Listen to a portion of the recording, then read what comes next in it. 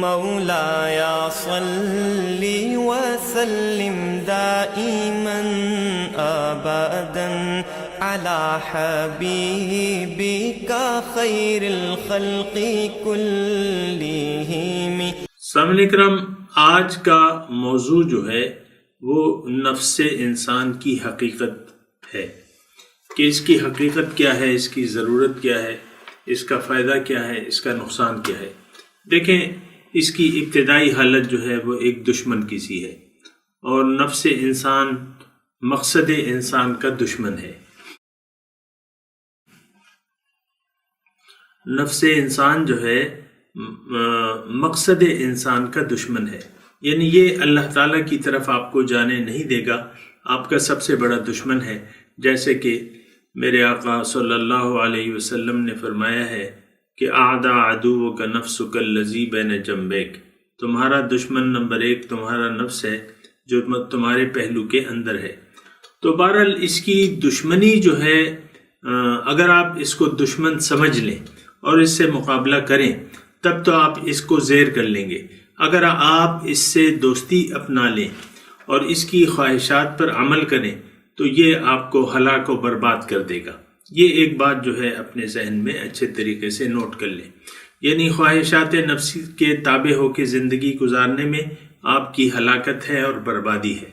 خواہشات نفس کا مقابلہ کرنے میں، اور اللہ تعالیٰ نے جیسے کہ فرمایا ہے قرآن پاک میں کہ وَنَهَى النَّفْسَ عَنِ الْهَوَىٰ، کہ اس نے اپنے نفس کو روک لیا خواہشات سے۔ تو یہ خواہشات جو سفلی خواہشات ہیں آپ کو پیش کرے گا، اور اگر آپ نے اس کا مقابلہ کیا، اس کو دشمن سمجھ لیا، اس سے مقابلہ کیا، اس کو زیر کر لیا، تو پھر آپ کی کامیابی ہے۔ لیکن اگر آپ نے اس سے دوستی اپنا لی اور اس کی خواہشات پر عمل کیا تو آپ تباہ و برباد ہو جائیں گے، یہ بات نوٹ کر لیں۔ تو بہرحال پہلی اس کی حیثیت جو ہے وہ ایک دشمن کی سی ہے۔ کیوں کہ اللہ تعالیٰ نے فرمایا ہے کہ ان النفس لامارۃ بالسوء، نفس جو ہے یہ بہت آمادہ کرتا ہے انسان کو برائی کی طرف۔ بہرحال یہ ایک دشمن ہے، اس سے آپ نے دوستی نہیں کرنی، اس سے آپ نے دشمنی کرنی ہے۔ جس طریقے سے شیطان کے بارے میں اللہ تعالیٰ نے ہمیں ارشاد فرمایا ہے کہ ان الشیطان لکم عدو فاتخذوہ عدوا، کہ شیطان تمہارا دشمن ہے، تم نے بھی اس سے دشمنی کرنی ہے۔ تو ویسے آج میں اور آپ جس ماحول میں رہ رہے ہیں، جن لوگوں کے درمیان رہ رہے ہیں، ان کی اکثریت نے نفس اور شیطان سے دوستی گانٹھ لی ہے۔ اس کی وجہ یہ ہے کہ اللہ ہماری منزل نہیں ہے، ہمارے منزل دنیا بن چکی ہے، ہم دھوکہ کھا چکے ہیں، اور ہم نے اپنے مقصود یعنی اللہ کو بھلا دیا ہے۔ تو اس نتیجتاً ہم خود اپنے آپ کو بھول چکے ہیں۔